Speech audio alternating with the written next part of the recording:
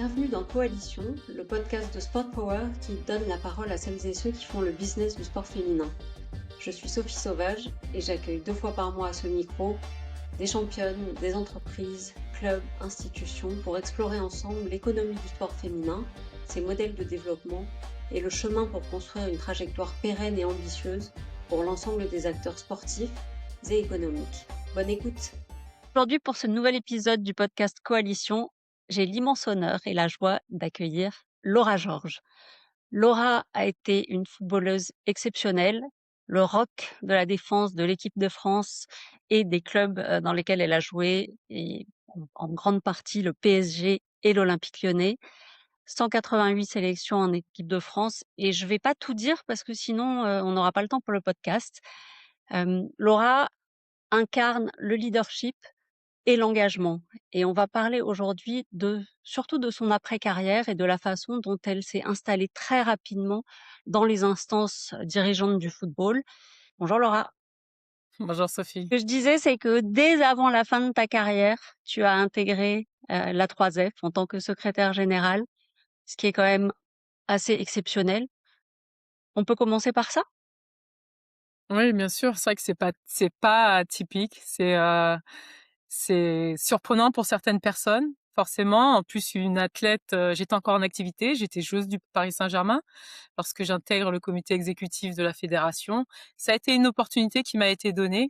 L'enjeu pour moi, c'était avant tout de partager mon expérience, mon expertise dans le football, donner un autre regard au comité exécutif, celle d'une joueuse qui avait de nombreuses années été était en équipe de France et qui avait envie d'apporter son regard et son soutien au territoire et aussi aux membres du comité exécutif.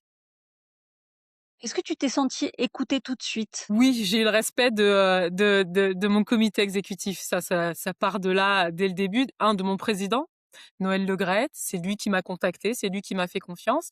Et puis il y avait Brigitte Henriques, également en tant que vice-présidente. Donc c'est vrai que ça a été mon mentor lorsque j'étais joueuse.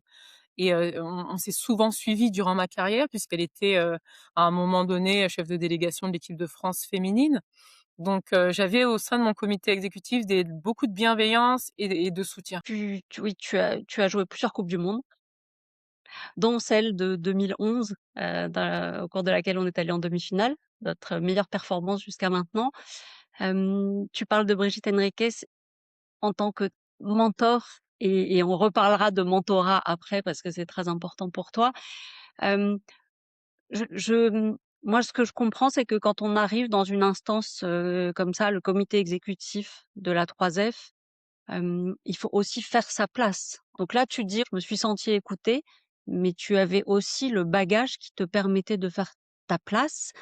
Et je voulais revenir sur quelque chose que j'ai découvert en regardant ton parcours, en préparant ce podcast, c'est que tu as passé 3 ans dans une université américaine. Est-ce que ça t'a apporté de la confiance, quelque chose tu vois, de loin, on imagine que, cette expérience aux États-Unis a dû être importante, mais toi, comment tu l'as vécue?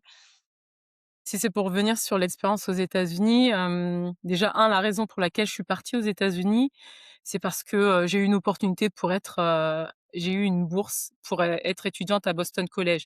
Mais il a fallu que je passe le TOEFL, que j'ai le niveau, que l'on traduise mes cours de management que je faisais à la Défense à ce moment-là. Et j'arrivais à un moment où en France, il fallait que je vive autre chose. J'étais cataloguée pour être une joueuse très agressive. Et je me suis dit: «Bon, il est temps de partir, vivre une autre culture», et j'ai eu l'aval d'Elisabeth Loisel qui était sélectionneur, à l'époque, qui m'a dit: «Non, bah, écoute, j'ai confiance en toi, tu peux aller jouer aux États-Unis». Et effectivement, après 3 ans aux États-Unis, bon, quand j'arrive aux États-Unis, j'ai 18-19 ans, je manque de confiance en moi. Et en fait, je fais la rencontre d'un psychologue du sport, George Mumford, qui aura travaillé avec, les Chicago Bulls, et on travaille beaucoup sur la confiance en moi, sur, mon accompagnement, sur l'aspect, préparation mentale. Et c'est vrai qu'à l'issue de mes 3 ans, avant d'intégrer l'Olympique Lyonnais, beh, je suis une joueuse, qui a beaucoup plus confiance en elle, mais qui sait pourquoi elle fait du foot, qui sait, qu'effectivement c'est pas facile, mais qui connaît ses valeurs et qui se dit: «Bon, ben, on va avancer sur ça». Donc lorsque j'intègre le comité exécutif, je pense pas forcément au fait que j'ai étudié aux États-Unis, mais c'est vrai que le fait de parler des langues étrangères, c'est un plus lorsque je suis sollicitée pour intervenir à l'international. forcément. C'est aussi une autre vision, qui est beaucoup sur l'humain aux États-Unis. J'ai appris que, le travail de groupe, alors on l'apprend lorsqu'on est joueuse, hein, mais on sait aussi qu'il y a beaucoup de compétition. Mais le regard américain que j'ai eu à travers mes années d'études m'a permis de me dire que le collectif effectivement fait une différence, mais fait, à un autre niveau encore. Mais quand j'entre au comité exécutif, hem, je me base surtout sur mes valeurs et de me dire: «Bah, je pense que je peux apporter qui je suis concrètement aux gens du territoire». Et puis, on est sur l'organisation d'une coupe du monde et je suis ambassadrice. Donc je viens sur ce premier projet, il est facile pour moi. En fait, j'arrive à un moment où je dois rendre ce que les gens m'ont apporté, passer du temps avec les bénévoles, aller faire la promotion d'une coupe du monde. Je l'ai vécu 3 fois et je me dis: «On est à la maison, c'est le meilleur moment pour intégrer un comité exécutif, ça c'est sûr». Ça, c'était une opportunité fantastique, encore fallait-il la saisir. Et tu sais à quel point cette coupe du monde en France a été décisive pour le développement du football à travers le monde? Tu as beaucoup de connexions aux États-Unis et pour, y avoir passé un peu de temps aussi, je l'événement déclencheur du mouvement d'investissement dans le football américain, c'est la coupe du monde 2019. Disons qu'on arrive à un moment où la FIFA met d'autres moyens. Clairement, il y a un investissement supérieur en termes de visibilité, de moyens, pour accueillir les médias, de communication. L'envers du décor, je le vois quand on fait un tas de manifestations de promotion. Il y a ce tour des coupes du monde, le tour des pays, le Trophy Tour, qui est bien connu chez les hommes, mais qui pour la première fois est proposé autour de la coupe du monde féminine. On a, l'invitation des légendes pour participer à ces événements-là. On monte en compétences et en qualité sur, tout ce qui est hôtellerie, les joueuses, les accueils des joueuses, mais également, sur, les invitations de protocole. C'est un autre niveau, il y a un réel accueil des VIP, il y a de réelles invitations sur les différentes fédérations. Le congrès FIFA se fait autour de la coupe du monde féminine. Il y a tout un engouement et les leaders ont suivi, pour cette coupe du monde. Là, on se rend compte concrètement que lorsqu'on met les moyens humains et financiers, bien sûr qu'il y a une attention et un rendu totalement différent. Exactement. Lorsqu'on met les moyens humains et Mmh. financiers, on peut viser haut. Donc tu as commencé très fort en fait, secrétaire générale de la 3F, ambassadrice de cette coupe du monde qui a été un immense succès. Malheureusement pour nous en France, alors je dis malheureusement pour nous en France parce que je pense qu'on l'a un peu plus subi qu'ailleurs, cette période de covid, a été très douloureuse pour le football en général et donc pour le football féminin en particulier. On va continuer sur, ton leadership et la façon dont tu as développé tes positions dans les instances puisque après avoir été secrétaire générale de la 3F pendant 2 mandats, pendant 7 ans et demi, et là, tu as pris la présidence d'un comité de la FIFA qui s'appelle Women's Football Development Committee, qui est chargé de travailler sur le développement du football, pour toutes, un peu partout à travers la planète. Tu es avec, notamment Sarah Berman, avec Jill Ellis et d'autres. Hem, Comment tu vois ce nouveau rôle qui a l'air vraiment passionnant? Alors c'est vrai que c'est une belle invitation qui m'a été, proposée par le secrétaire général de la FIFA, Matthias Grandhoff, et par les équipes, hein. On sait qu'il y a aussi, ce soutien de Jill Ellis, qui est chef, of football à la FIFA, qui s'occupe en fait du football en général. Parce que souvent lorsqu'on entend les noms de femmes à la FIFA, on se dit: «Bon, elles sont dédiées au football féminin», mais non, Jill Ellis a un panel, sur le développement de la pratique, du football mondial. Et c'est vrai que j'ai été sollicitée pour être présidente de cette commission. Il faut savoir qu'à la base, la FIFA avait environ 7 à 9 commissions et a élargi, son nombre de commissions. Donc effectivement, avoir une commission dédiée au développement du football féminin, on va plus parler du football, amateur, comment on le développe dans le monde, comment tous les programmes autour du football, for school, football à l'école, le football, l'accompagnement des femmes dirigeantes, comment, à travers une commission, on peut faire un point avec des femmes qui sont, d'un peu partout dans la planète et ça, c'est juste génial, se faire un point sur cette évolution du football féminin. Alors, on est encore en train de trouver nos process, parce qu'il y a pas mal de process à la FIFA, pour, trouver nos moments de réunion, pour savoir ce qui va être pertinent, lors de la ré des réunions, et comment les membres vont être actifs.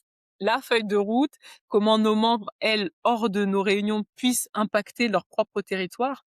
Donc ça, c'est en train d'être réfléchi, mais je veux vraiment que ce soit une commission qui ait un réel rôle de partage d'expertise au vu de nos différents territoires et nos implications et puis qu'après, chacune, et chacun au sein du comité, parce qu'on a également des hommes, puissent, impacter, leur territoire et qu'on puisse les accompagner avec, les instructeurs que l'on a à la FIFA. C'est très vaste en fait comme Mmh. sujet, mais ce qui est assez fantastique, c'est quand même de voir que globalement le football se développe partout. Le football pour les femmes. Moi, je dis football féminin, j'ai pas trop de gêne à dire football féminin ou football pratiqué par les femmes.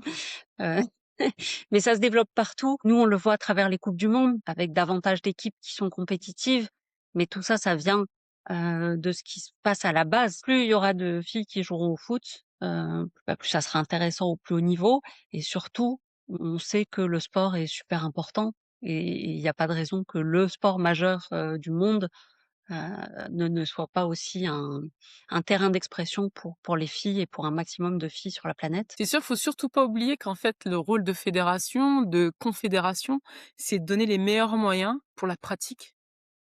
On pense souvent à gagner des compétitions, ça c'est le but ultime, bien évidemment, mais c'est de s'assurer que toute fille, tout garçon puisse être dans les meilleures dispositions pour, jouer.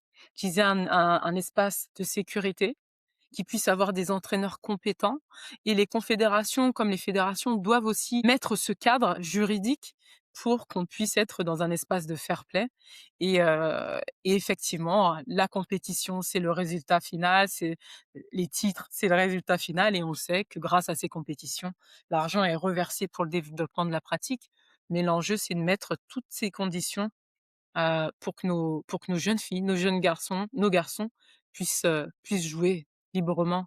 Alors, on sait, hein, que c'est tu as parlé de Covid tout à l'heure, on est encore en marche. C'est là où on sent que le football féminin est encore fragile.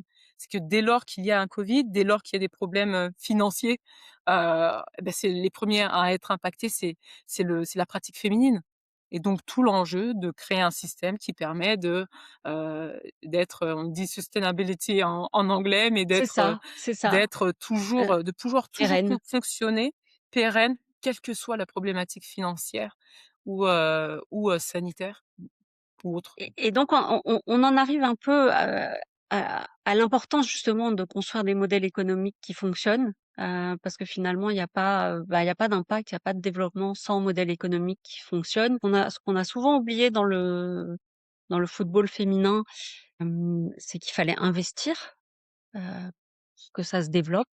Alors depuis 2019, enfin depuis un peu avant 2019, il y a un élan qui a été donné, par la FIFA, par l'UEFA, et puis, assez largement aux États-Unis, très, très, très influencé, positivement par la victoire des Américaines, lors de la finale en 2019 à Lyon.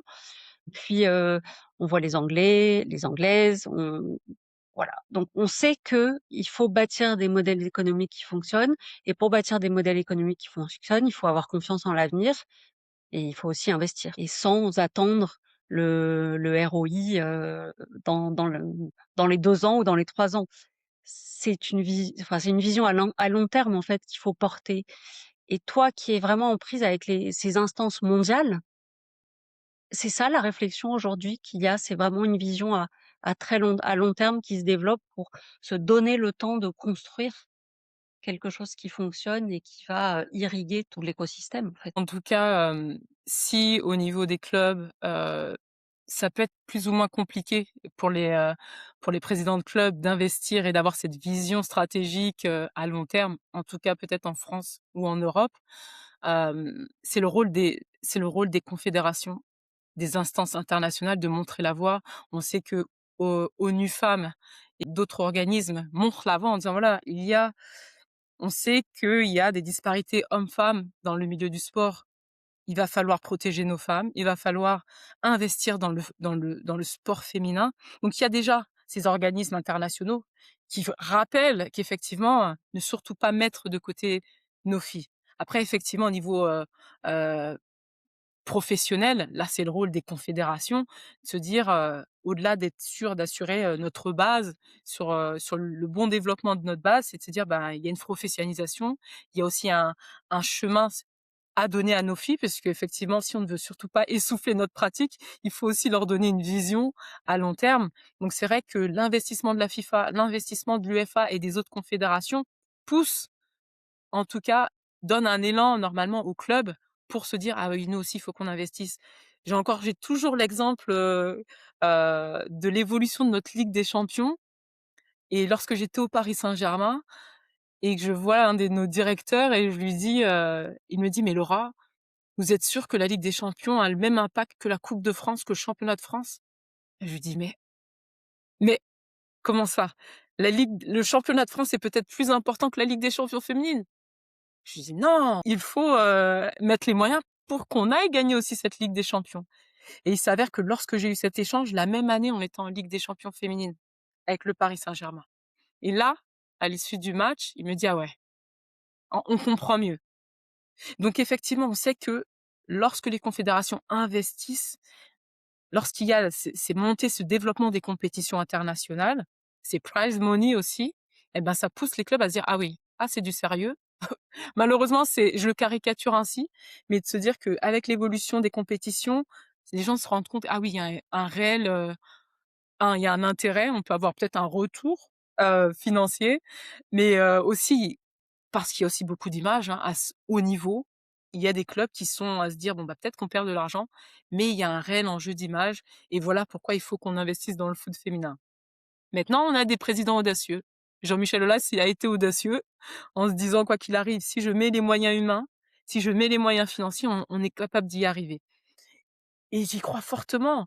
Je me dis: si on dédie une équipe, pour aller chercher pour aller une équipe marketing pour aller chercher du business, pour l'équipe féminine, pour créer une histoire, pour raconter une histoire, pour aller chercher ces sponsors qui vont se retrouver dans les valeurs du sport féminin, on va y arriver. Mais il faut avoir cette vision, il faut avoir aussi ce regard qui se dit: «Bah oui, les filles aussi, elles génèrent». Et il faut savoir que demain, on le sait, les premières consommatrices du sport féminin seront les femmes, et sont elles qui, dans les foyers, s'occupent du porte-monnaie, ça c'est connu. Et puis on sait que les supporters du sport féminin, ceux qui vont le plus, consommer le sport, seront pour le sport féminin. Les Oui, mais chiffres moi ne mentent pas.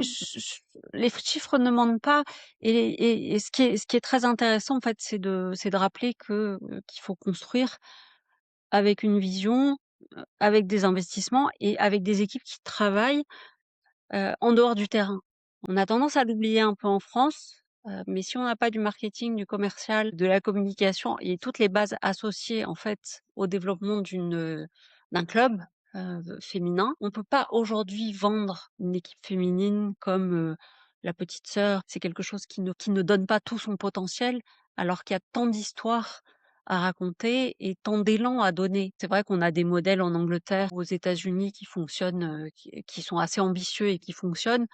Moi, je suis comme toi, j'y crois et je suis d'accord aussi que l'élan des grandes compétitions, cet élan, il est particulièrement important parce qu'il donne à voir l'endroit vers lequel on tend. Il donne à voir en réel ce que ça peut être si on investit vraiment. Et donc quand on voit des stades pleins pour, l'Euro, pour, la finale de la Ligue des champions et cetera, ben, on sait que ça peut marcher aussi si on le fait chez nous. Je voulais ensuite, revenir sur ce que tu fais toi de ton leadership parce qu'au-delà d'être directement impliquée et donc très active avec tes engagements, tu as le souci des autres, tu as le souci de déployer ton impact et de partager, ce que tu as appris avec d'autres. Donc tu as créé ton association, ça s'appelle Grande Sœur C'est et ça. après tu as développé un programme qui s'appelle Femme Leader, ce qui veut dire femme leader en créole, si je me trompe pas. Donc ton objectif, c'est un programme qui va se développer en Guadeloupe. Ton objectif, c'est de donner confiance aux femmes et de former des femmes qui vont pouvoir prendre des rôles exécutifs dans les instances gouvernantes, du sport en Guadeloupe pour commencer. C'est Alors il faut génial. savoir que pendant la période, de covid, comme pour tout le monde, on est dans une période un peu de réflexion. Qu'est-ce qui fait sens? Comment je peux donner de l'impact? Et c'est vrai que j'ai couché beaucoup de notes sur papier et je me suis dit: «Bon, comment je peux vraiment aider la Guadeloupe?» Mes 2 parents sont guadeloupéens, j'y vais, régulièrement. Je me préparais en Guadeloupe avant les coupes du monde ou les championnats d'Europe. Je suis marraine d'une section féminine en Guadeloupe. Et je me dis concrètement comment je peux aider? Alors c'est vrai que j'étais à un moment secrétaire générale de la fédération, mais chacun a son dossier et le dossier ultramarin, c'est pas le mien. Même si j'intervenais sur, 2-3 interventions en comité exécutif, mais concrètement, je me dis: «Bon, il faut créer une association». Alors, elle est basée en Guadeloupe, mais l'objet, c'est qu'elle puisse intervenir, dans l'Hexagone et voire même à l'international, hein, si je vois grand. L'enjeu de Grande Sœur, c'est développer un programme de leadership pour des jeunes parce que des programmes que j'ai vus pour nos femmes dirigeantes, je me dis: «Il nous faut de la mixité». L'avenir, c'est pour moi, il faut faire monter en compétence nos heu, jeunes filles, jeunes hommes, qui se comprennent, qui se connaissent pour que demain ils puissent leader les projets ensemble. Donc Grande Sœur, c'est un programme dédié pour des jeunes dirigeants du sport et les accompagner sur leurs projets. C'est également l'organisation de conférences où on partage, je fais venir des personnalités, des connaissances à moi, mais même des gens en local qui ont un réel impact en local pour qu'ils se fassent connaître par les gens, en local. Pas besoin de faire venir des gens super connus. Les gens d'à côté font du boulot et il est bien de les faire savoir aux plus jeunes et au plus grand nombre pour partager leur leadership et leur expertise. Et puis la troisième partie, c'était de créer de l'événementiel. En Guadeloupe, je pensais à un tournoi féminin. J'ai eu le temps de maturer depuis 2023, et de me dire que si je veux vraiment impacter la Guadeloupe et son football, ça se fera pas à travers un tournoi de football féminin. Faire de l'événementiel, c'est une bonne chose. Je pense qu'il est temps d'accompagner nos femmes dirigeantes, heu et de leur donner, heu elles ont déjà du leadership, mais qu'elles comprennent réellement quelles leaders elles sont, qu'elles comprennent mieux les enjeux, de gouvernance à venir pour 2028 avec la loi sport, qui est sortie en 2022. Il faut que nos comités exécutifs des régions soient paritaires.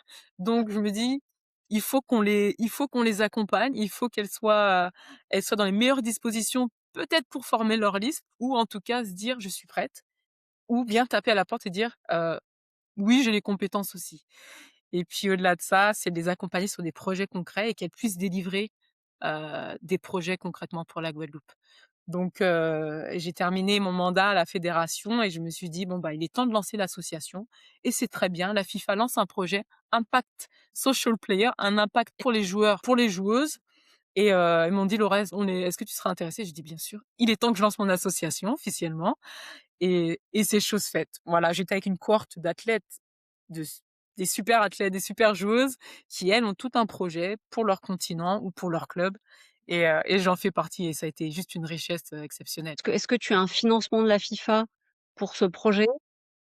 Plus l'occasion d'échanger avec d'autres qui ont leurs propres projets et puis tout ce qui est, aussi la mesure d'impact. Est-ce que c'est des choses qui sont dans le programme FIFA de vous aider là-dessus?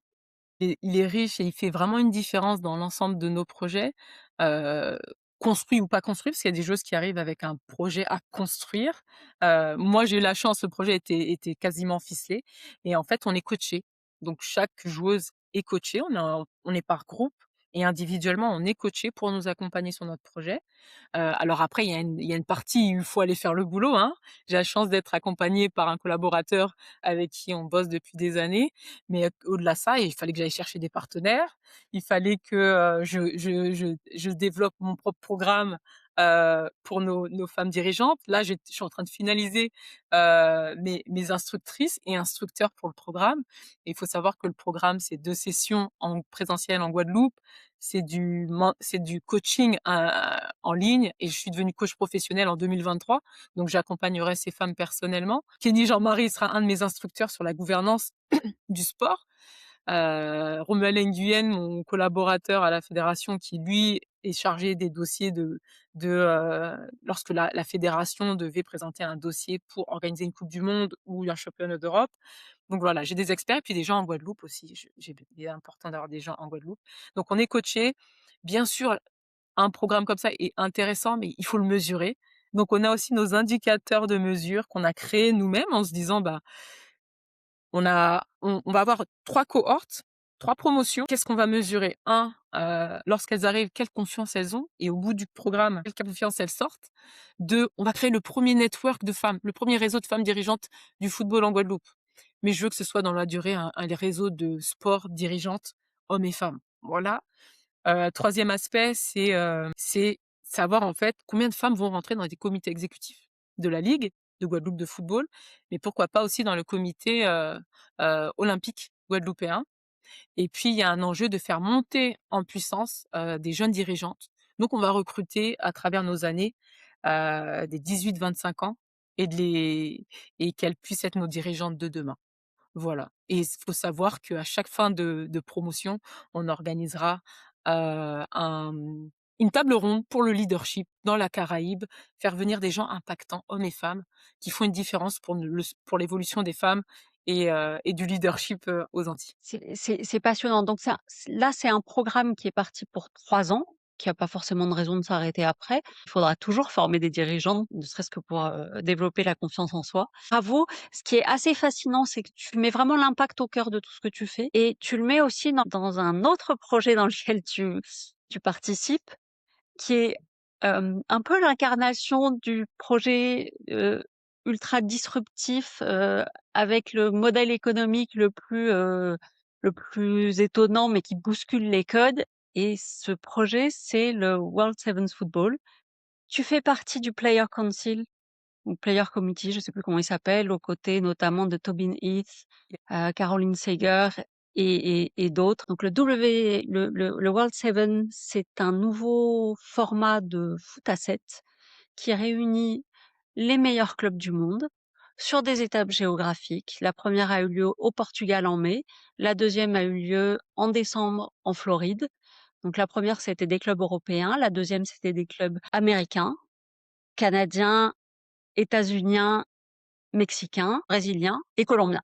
Raconte-nous comment tu t'es retrouvé dans ce projet, ce que tu y vois en termes à la fois de modèle économique disruptif. On rappelle que c'est 5 millions de dollars de prize money par étape, ce qui est euh, quasiment plus que ce que donne la Ligue des Champions comme prize money, en tout cas en 2025, la Ligue des Championnes, pardon.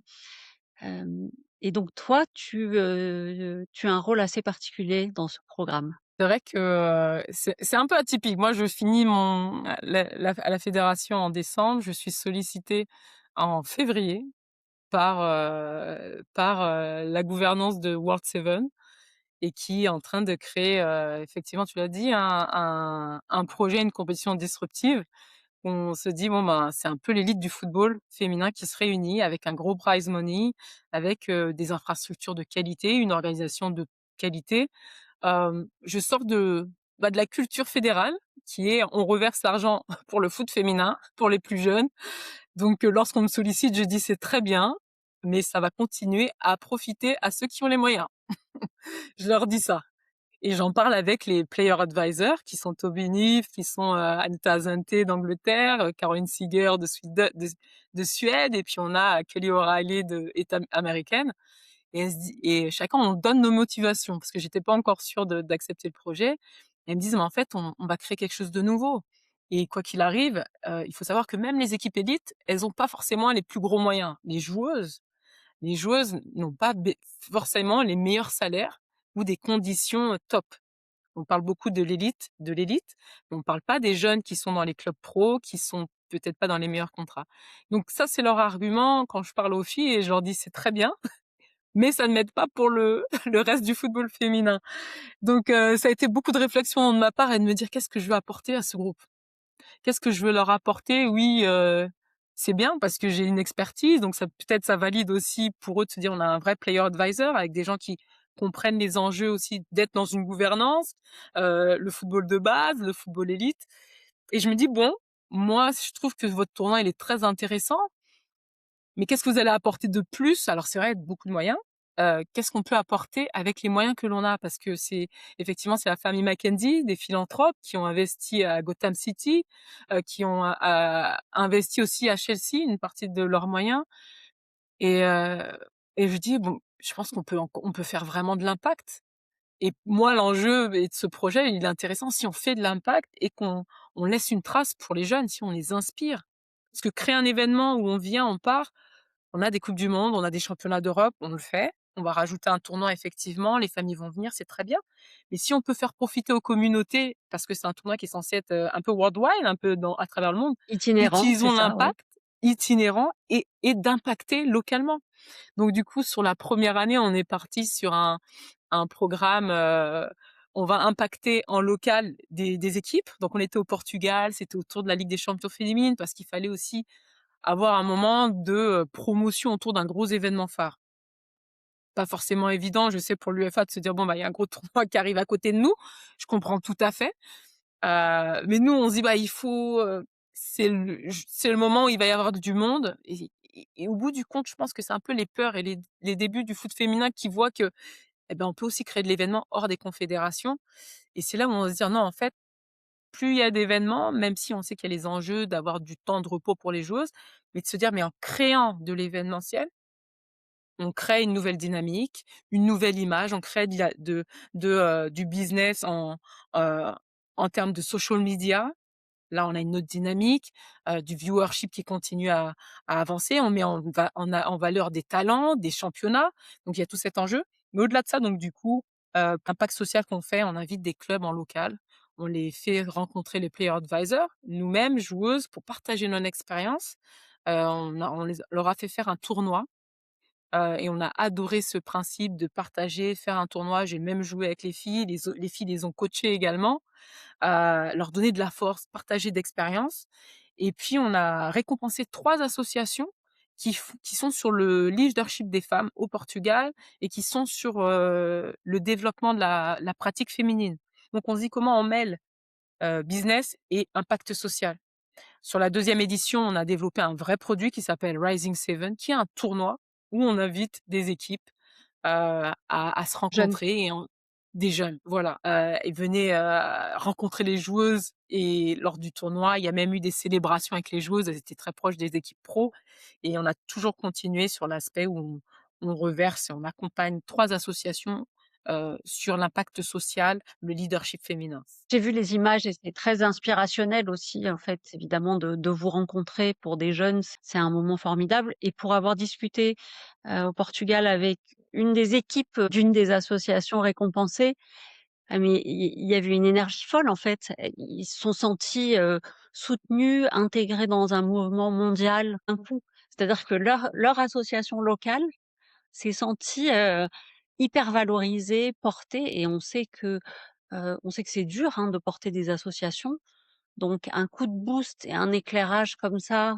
qui arrive et qui offre, de l'argent, de la visibilité, du soutien, aussi émotionnel et puis aussi un bon moment. Donc tout ça, ça laisse une trace et ce que tu m'as dit, c'est que, hem, c'est ça qui t'a vraiment intéressé dans le World Seven, c'est là-dessus que tu as réussi à emmener le leadership du de ce projet sur l'impact et finalement ils t'ont écouté et ensuite il y a la partie prize money qui va contribuer à irriguer aussi, le professionnalisme au plus haut niveau et ce qui est intéressant, c'est d'inviter des équipes, partout à travers la planète. C'est-à-dire que finalement, ces 5 millions de dollars par tournoi, ils vont irriguer un peu partout. Tu vois, par rapport à ce tournoi, c'est, effectivement un gros prize money, mais on a demandé à ce que ce soit dans les contrats qu'une partie du prize money soit réellement dédiée aux joueuses. Oui, On sait, hein, on peut participer à des compétitions, coupe du oui. monde, championnat d'Europe, mais quelle est la part donnée concrètement aux joueuses? Alors on sait que participer à des compétitions, il y a le déplacement, il y a l'hôtel, quoique sur notre première session, notre 1er tournoi, tout était offert, voyage et hôtellerie. Mais sur l'avenir, effectivement, pour nous, c'est d'être sûr que ce tournoi, il puisse bien profiter aux joueuses. Il y a cet aspect-là. D'où le player advisor, de se dire qu'en fait, c'est aussi un tournoi pensé et réfléchi avec des joueuses. C'est souvent ce qui est reproché aux confédérations ou à la gouvernance du sport, c'est qu'on veut développer le sport, mais sans ces athlètes, sans ces gens qui font le sport. Donc nous, il y a un réel enjeu d'échanger avec les joueuses, de créer un événement où en fait on se réunit avant le tournoi, ou durant le tournoi on se réunit, il y a des cabanes dédiées où on passe des moments où les joueuses se rencontrent, où il y a de la convivialité mais du sérieux, et qu'on offre une nouvelle plateforme de visibilité aux joueuses connues, moins connues, avec effectivement, tu l'as vu, hein, tu arrives sur le terrain, il y a un show, on demande après libre aux équipes, hein, de s'exprimer, mais de réellement montrer qui elles sont. Ça a été intéressant de voir comment le Bayern et puis la culture allemande où on se dit c'est très sérieux, très carré, où les filles ont pris énormément de plaisir et on a découvert une équipe, du Bayern, très décontractée, mais dès que c'était sur le terrain, c'était un autre niveau. Donc l'enjeu, c'est comment on réfléchit, on repense notre football féminin pour que, avec l'évolution de la consommation des médias, on puisse se dire: «Ben tiens, les jeunes, ils passent plus autant de temps devant la télé, mais ils ont besoin d'action, ils ont besoin de quelque chose d'assez rapide». Et comment on le fait? On le diffuse à travers les médias et les réseaux sociaux et les partenaires, heu heu, télévisuels pour donner un autre format. Je me suis posé beaucoup de questions sur ce format, au départ, en me disant: «Ah quand même, est-ce que c'est est-ce que c'est complémentaire? Est-ce que ça peut vivre tout seul? Est-ce que c'est concurrent?» Mon sentiment, c'est que c'est complémentaire, que ça peut apporter un nouveau public, que c'est-à-dire le f comme tu le dis, le format, il est vraiment adapté, à une tranche d'âge, différente de ceux qui suivent généralement le football féminin. On sait que le football féminin à la télé, il est suivi plus par, un peu les populations un peu plus âgées, de mon âge, par exemple. Et que et en revanche, des formats comme ça qui sont, fun, à la fois fun, sérieux, mais assez courts, ils sont très attractifs pour des jeunes générations. Donc idéalement, en fait, ça peut amener un nouveau public aussi à s'attacher à des équipes, à des joueuses et ensuite à vouloir les suivre sur des compétitions plus traditionnelles, enfin, les championnats, la Ligue des champions, les championnats d'Europe, coupe du monde et donc c'est moi je le vois comme une source d'énergie nouvelle, en fait et quelque chose et puis une source d'argent aussi évidemment et puis quelque chose qui peut être, très, pas que disruptif, disruptif et positif. Parfois disruptif, c'est compliqué, mais ça peut être disruptif et positif et la dernière question que j'avais sur ce sujet, parce que c'est quelque chose qui m'a fascinée, c'est comment la FIFA voit ça? Ou est-ce qu'ils se sentent concernés ou pas trop? Parce que vu de loin, comme c'est le grand écart pour toi entre, cette position dans le W7F et puis, la présidence d'une commission de la FIFA. De l'élite et du grassroots et du football de base.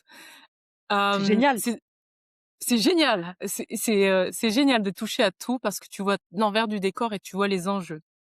Après, la question, c'est toujours de savoir si personnellement, est-ce que ce sont mes valeurs? Et comment, en fait, les valeurs que j'ai à travers le football de base, on peut toujours l'impliquer, dans, aussi dans un football business. C'est toujours la limite de se dire: «Mais en fait, à quel moment on s'écarte vraiment des enjeux du sport?» Mais en fait, quand on est dans le business, c'est un autre il y a beso il faut avoir aussi un autre regard et ça me permet aussi de penser aussi différemment. Les clubs veulent, développer leurs pratiques. Bien sûr que les présidentes de clubs se disent: «Mais à un moment, on a des équipes, comment on rentabilise? Comment on fait?» Heu, il est intéressant de voir que lorsque le World Seven a été créé, le prize money a évolué. Là, la Club World Cup de la FIFA, on est sur 2,3, je crois que c'est pounds ou dollars, je pense pas que c'est innocent que ce 2,3 alors qu'on est sur un prize money, de 2 millions pour le vainqueur de la World Seven. Donc c'est là où je me dis que ces tournois, ils ont aussi un enjeu, c'est que ça pousse vers le haut. Maintenant, on le sait, attention, parce que si l'élite se développe, concrètement, il faut surtout pas oublier de se dire, bah, en fait, il faut quand même repenser à comment on va pas larguer les autres équipes. Je voyais une amie qui a sorti un article et elle le dit justement, on voit beaucoup de transferts, on voit beaucoup de prize money, mais ceux qui n'ont pas accès à ces compétitions, comment ça se passe?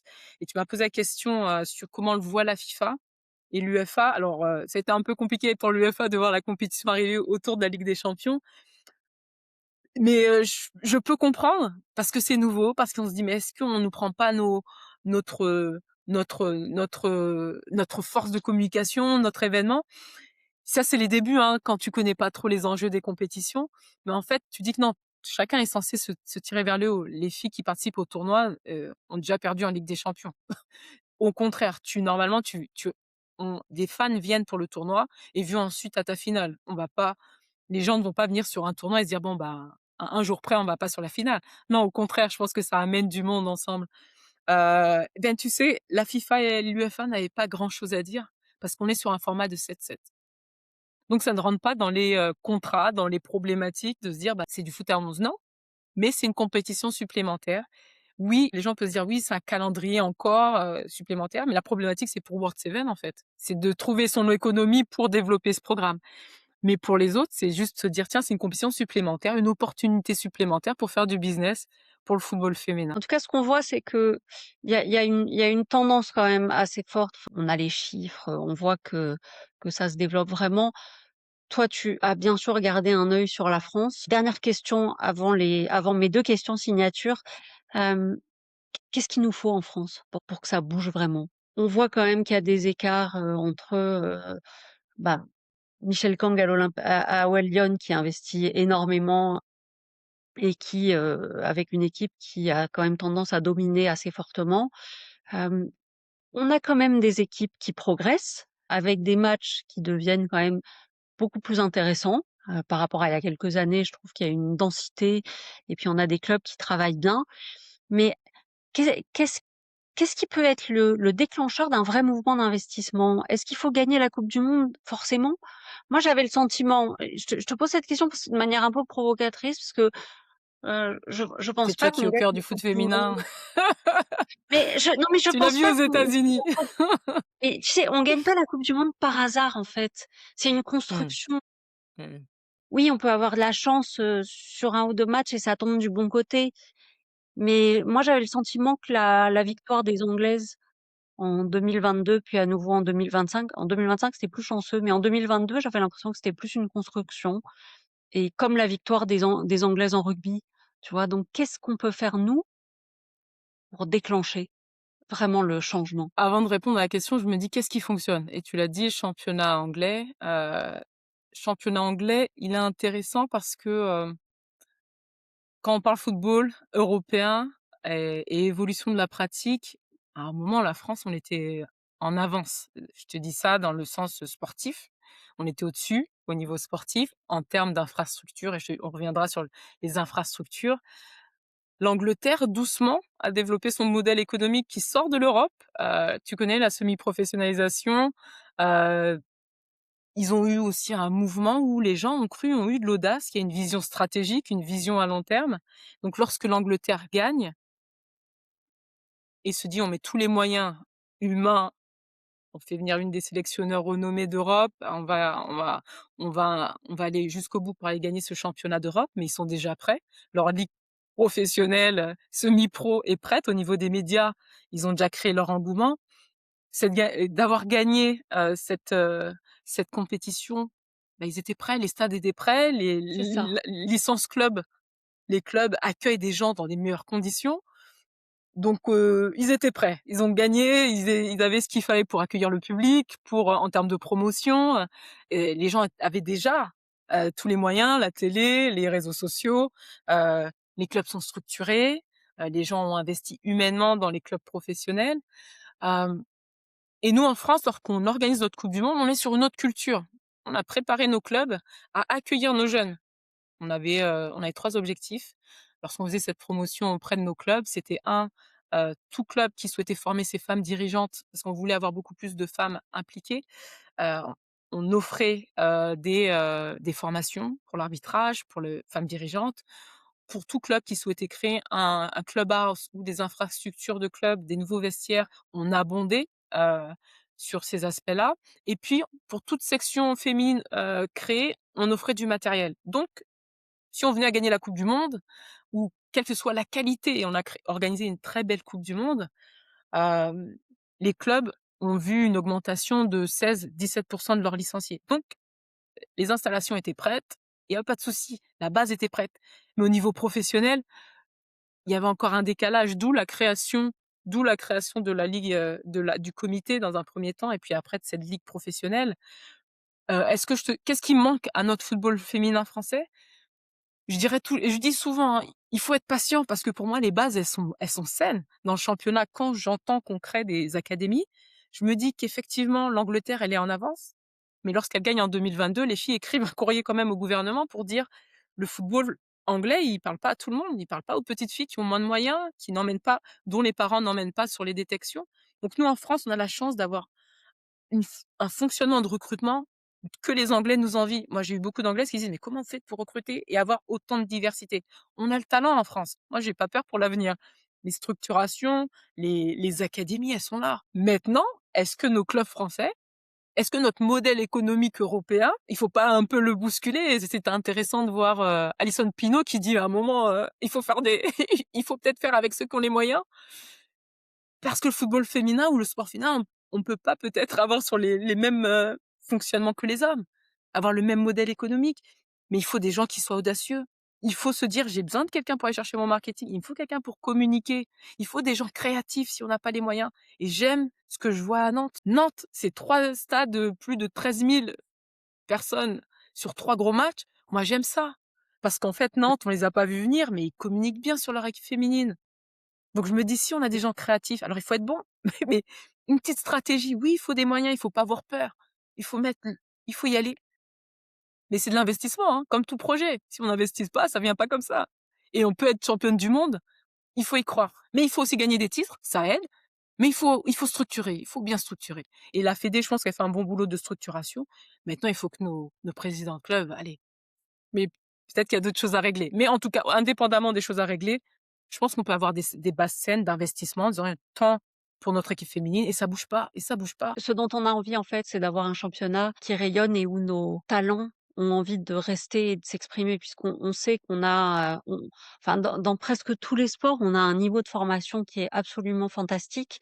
On le sait au basket, au hand, au foot, le rugby progresse aussi, mais le volley, ben, dans les sports co, on commence à enfin, je veux dire, on a une formation de grande qualité et mais en tant que passionnés de sport, on a envie que nos joueuses, elles soient, ici. On a envie de pouvoir aller les voir tous les week-ends. C'est plus dur quand elles jouent en WNBA ou au volley en Italie ou au foot en Angleterre. Donc, on a envie de ça et j'espère qu'on va y arriver. J'allais juste te dire, tu me disais: «Qu'est-ce qui manque?» Je dis qu'il faut aussi garder nos talents. Et c'est vrai Mmh. qu'on recrute beaucoup, hein, les meilleurs clubs recrutent à l'étranger, mais ça nous fait du tort pour nos jeunes Françaises. Notre force, c'est effectivement nos clubs qui ont réussi à l'international. J'étais à l'Olympique Lyonnais, mais aujourd'hui, lorsque je regarde les compositions, je me dis: «Ah, nos joueuses françaises, alors oui, elles jouent dans d'autres clubs, mais c'est les talents français qui demain nous feront gagner les championnats d'Europe, les championnats, les coupes du monde». Il faut savoir faire jouer nos filles chez nous dans nos gros clubs. Aussi, Oui. aussi, C'est riche, hein, aussi d'avoir des joueuses c'est les 2. internationales, c'est très, très riche. Mais il faut Oui. trouver cet équilibre de l'enjeu personnel des clubs, l'enjeu des clubs, qui c'est normal, mais faire en sorte que nos talents puissent s'exprimer chez nous et progresser à la maison pour que aussi le championnat soit beaucoup plus, Oui, attractif et de haut niveau. attractif, oui. Donc Laura, j'ai 2 questions pour toi. La première, c'est: quel est ton moment de sport féminin? Et ça peut être de toi ou pas de toi. J'en ai plusieurs, hein, tu sais, le moment féminin. Ah, j'imagine, mais Oh, donne-moi un. un seul? J'allais te dire, j'en ai un personnel et puis j'en ai un, plus large. Allez, vas-y 2 alors. Donne-moi 2. OK. Alors un moment personnel, et celui-là, il a été vraiment spécial parce qu'il a touché, un membre de ma famille, mon grand-père. Hem Tu sais que je quitte l'Olympique Lyonnais, je suis au Paris Saint-Germain, je suis sur mon match retour, on va à Gerland. C'est particulier, c'est vraiment très dur pour moi de revenir à Gerland sous les couleurs du PSG parce que Lyon, c'était 6 ans et la manière dont j'ai quitté le club, j'aurais voulu que ça se fasse différemment et ce match, je l'ai préparé, mais tellement préparé, il s'avère que je marque, au bout de la 43e minute et on gagne 1-0 et ça a été vraiment une émotion spéciale parce que j'avais déjà anticipé certaines choses qui se sont passées dans le match et lorsque je finis ce match, j'ai mon grand-père au téléphone, quelques jours plus tard et il me dit: «Laura, je peux mourir en paix» et ça me marquera toujours parce qu'il me dit: «Tu pas besoin de gagner de coupe du monde pour moi. Pour moi, c'est comme si tu l'avais gagné». Donc faire plaisir à mon Ah, grand-père, c'était particulier par rapport à ça. c'est très marquant ça, c'est sûr. Ouais, c'était marquant. Ça faisait 4 ans que Lyon n'avait pas gagné. Je vais pas rajouter, mais c'était particulier pour beaucoup de raisons. Et puis les moments sport féminin, tu sais, je suis de la Guadeloupe. Je sais. Donc soit on dit Marie-Jo ou soit on dit Laura Flessel, heu, entre autres. Moi, tu vois, j'ai mis Marie-Jo derrière moi, elle est Marie-Jo, toujours là. elle est toujours là, notre grande, championne. Mais un moment qui m'a marquée, c'est Laura Flessel. Je peux pas vous dire parce que c'était un moment lorsqu'elle gagne sa médaille d'or et qu'elle retire son masque, il y a tout le visage, il y a toute cette tension. C'était juste spécial parce que cette expression-là de dureté face à une propre compatriote et tu sentais il y a eu beaucoup de travail derrière donc ce moment il était particulier. C'était magnifique, c'est vrai, c'était exceptionnel. Merci Laura et ma dernière question, c'est que signifie pour toi le mot coalition? La coalition en fait c'est un regroupement d'énergie où on se dit: «On va s'entraider. On va faire avancer les choses». La coalition, c'est de dire: «On a chacune nos forces, on a chacun nos forces, on a chacun, notre expérience, notre expertise et on se réunit et on est plus fort ensemble Et on fait avancer les choses et on fait avancer ensemble, les choses dans une ensemble». Ouais, direction qu'on a choisie. Oui, exact. exactement. Écoute, merci, tu nous as éclairé sur, énormément de choses. Tu as un parcours absolument exceptionnel et en plus, ce qui est dingue, c'est que c'est que le début. Donc, on va être attentif à tout ce que tu vas pouvoir faire dans les années qui viennent, mais déjà bravo. Merci d'avoir pris le temps avec nous et puis, bah, écoute, on va suivre. Ah oui, ce que je voulais te dire aussi, c'est que, on sera ravis d'écrire sur ton programme Femmes Leaders, dans Sport Power parce que je pense que c'est aussi, ce qu'on doit faire, avec notre média, de mettre en avant des initiatives et des projets comme celui-là qui font progresser les femmes dans le sport donc, on est à ta disposition. Bah, Sophie, merci pour l'interview, merci pour le travail, de toi et tes équipes. J'ai regardé les contenus, j'ai lu les contenus et ça fait plaisir d'avoir un média dédié à l'évolution du sport business féminin, de mettre en avant des personnalités et d'avoir un contenu vraiment de qualité. C'est pas juste deux trois lignes, sur les infos que tout le monde connaît. Il y a un réel contenu, un réel travail de recherche, et de qualité et sur lequel je m'appuie pour mes interventions ou autres et puis même pour faire, voilà, pour faire un peu, le tour des informations sur le foot féminin. Donc merci à toi et tes équipes et je vous encourage vraiment de continuer à ça parce que, plus on a d'infos et plus on sait pourquoi on doit investir dans ce sport féminin et c'est top. Donc merci à vous. Merci pour le boulot. Beh, écoute, merci à toi et ça sera partagé avec toute l'équipe. Merci beaucoup Laura. Merci, au plaisir de vous revoir.